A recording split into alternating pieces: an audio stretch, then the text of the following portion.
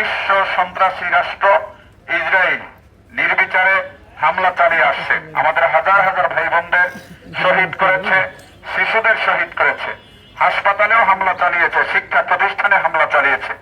আমরা জানি বর্তমানে সন্ত্রাসী কর্মকাণ্ডের দিক থেকে ইসরায়েল শীর্ষস্থানে রয়েছে এবং ইসরায়েলকে অর্থ, অস্ত্র, সৈন্যবাহিনী দিয়ে সহযোগিতা করছে আমেরিকা।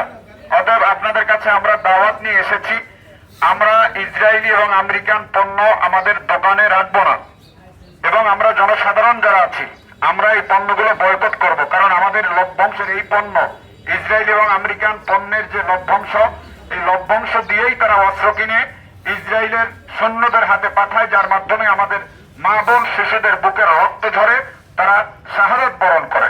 অতএব আমরা আপনাদের কাছে দাওয়াত নিয়ে এসেছি, আমরা সুশৃঙ্খল ভাবে আমাদের দাওয়াত পৌঁছে দিতে চাই যে আপনারা যাদের দোকানে এতদিন ইসরায়েল এবং আমেরিকান পণ্য ছিল, এই পণ্যগুলো আপনারা দ্রুত হয়তো বিক্রি করে ফেলেন, অফার দিয়ে বিক্রি করেন, কিংবা এসআর বা ডিলারকে বলে যদি আপনাদের পণ্যগুলো ফেরত দেওয়ার ব্যবস্থা করা যায়, আপনারা আপনাদের মানবিক তাগিদ থেকেই এগুলো আপনারা ফেরত দিয়ে দেবেন। নতুন করে আপনারা আমেরিকান এবং ইসরায়েলি পণ্য দোকানে ঢোকাবেন না। যদি আপনারা এটা করেন, আমরা আপনাদের নাম, দোকানের নাম লিস্ট করে পোস্টারিং করব, মাইকিং করে জনসাধারণকে আপনাদের সঙ্গে ক্রয় বিক্রয়গত সম্পর্ক ছিন্ন করার আহ্বান জানাবো, বয়কট করব।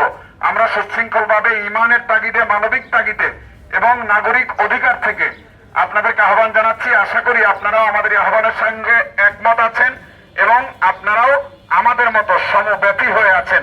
আল্লাহ তাআলা আমাদেরকে কবুল করেন।